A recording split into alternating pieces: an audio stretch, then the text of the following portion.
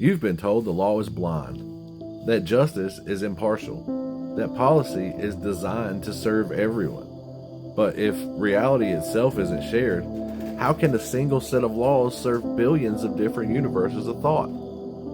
They say no one is above the law.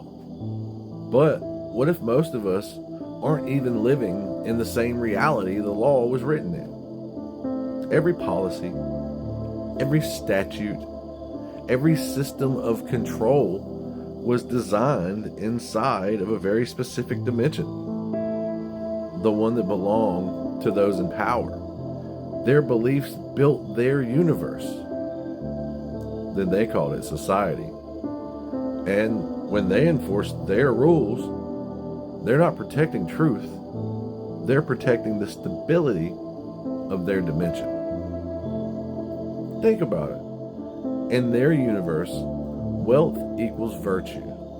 In their virtue controls equals safety. In their universe, obedience equals order. But in yours, maybe freedom equals safety. Maybe compassion equals justice.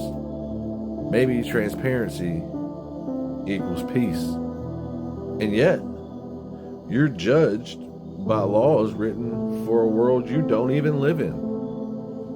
That's why conflict feels endless. Because governments aren't governing people, they're governing dimensions. They build policy as if everyone perceives reality the same way. They legislate physics for a multiverse. They punish perception instead of understanding it.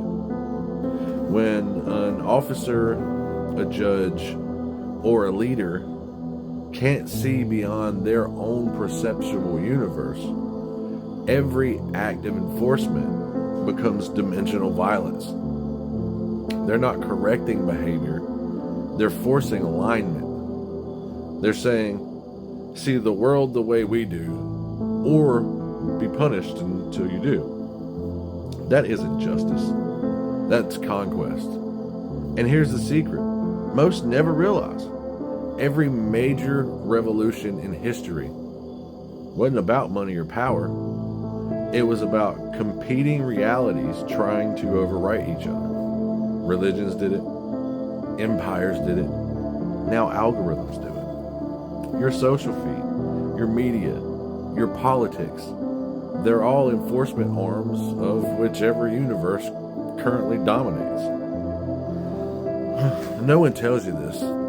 Law, by its nature, cannot exist without a shared perception. If half the population lives in a universe where authority is protection, and the other half lives in a universe where authority is oppression, then no law can ever be fair, because fairness itself means something different in each world. So what happens when those universes collide? You get chaos, protest, division, rebellion. Not because people hate law, but because the law was written for the wrong universe. Maybe justice isn't supposed to be one size fits all. Maybe true order comes from dimensional awareness, the ability to see where others are living mentally, spiritually, and perceptually. Imagine courts that acknowledge different realities of experience. Imagine leadership that governs by vibration, not ideology. Imagine policy written through empathy and not dominance. That's the evolution of law. Until then, the system will keep trying to patch itself with new rules, new punishments, and new technologies, none of which will work. Because you can't fix a dimensional conflict with three-dimensional thinking. You can't police frequency with force. You can only tune it. Every ticket, every arrest, every courtroom verdict is a vibration trying to pull you back into their dimension. That's why injustice feels spiritual. Because it is. It's your soul being told it doesn't belong in their universe. So what's the solution? Not anarchy, not surrender.